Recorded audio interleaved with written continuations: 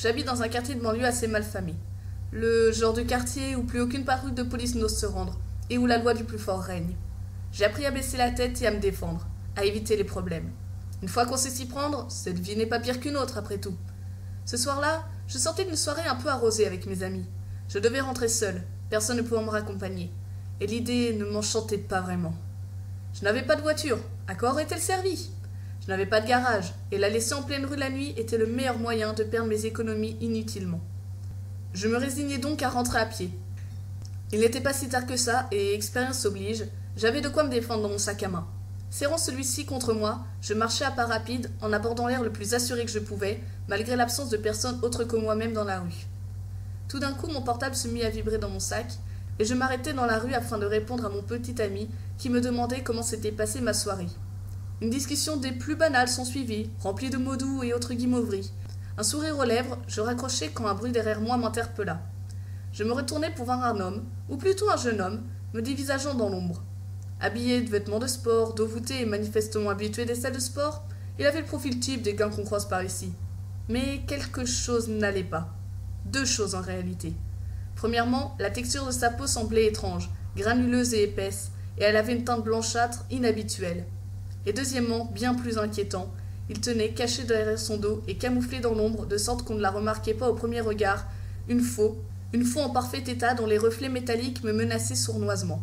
La gorge sèche et le regard fixé sur l'étrange énergumène, je glissai une main dans mon sac à la recherche de ma bombe à poivre, ou même, mais je ne voulais m'en servir qu'en dernier recours, de mon taser. L'inconnu semblait énervé, bien que je ne puisse pas voir son regard dissimulé par sa capuche, et un frisson nerveux parcourut mon dos le temps d'un éclair.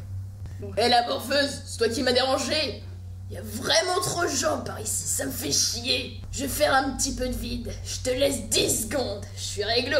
Son ton et ses mots ne laissaient aucun doute sur ses intentions, et je restais figé par la peur, incapable de fuir.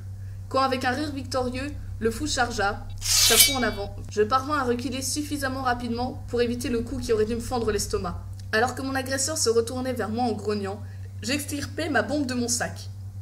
Ah, t'as décidé à me faire chier jusqu'au bout? Il chargea une nouvelle fois, mais je l'attendais et aspergeai son visage quand il fut suffisamment proche de moi. Ce que j'identifiai à présent comme des bandages recouvrait son corps et s'imbibèrent de produits. Il poussa un râle en couvrant ses yeux de ses mains. Mais merde, connasse! Je m'efforçai de garder mon sang-froid du mieux que je pouvais, mais mon esprit embué par l'adrénaline et la panique clouait mes pieds au sol. Je ne pouvais pas détacher mes yeux du monstre qui se tenait face à moi. Je pris finalement la fuite, un spasme de raison et de lucidité perçant le nuage de l'alcool et de la frayeur. Je chancelai sur mes talons quand une douleur aiguë saisit mon dos. Je poussai un cri bref de douleur et de surprise mêlée, mais je ne me serais arrêté pour rien au monde. Ah, au moins t'es plus amusante que les autres. Puisque t'as pas pris ta première chance, je te laisse de nouveau une avance. Mais 5 secondes cette fois.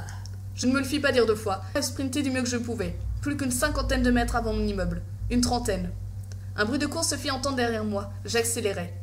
Mes pieds frappaient le sol avec force, tandis que le bruit des pas de mon agresseur déchirait le silence ambiant de la nuit pour annoncer ma mort. Soudain, la porte de mon logement se dessinait dans l'obscurité et je reprenais un peu espoir. Les insultes de l'homme à la faux derrière moi me renseignaient sur la distance qui me séparait de ce malade.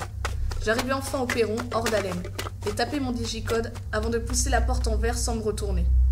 Je m'engouffrai dans l'ascenseur et appuyai sur le bouton du 6e étage en priant pour que ce taré n'ait pas le temps d'entrer.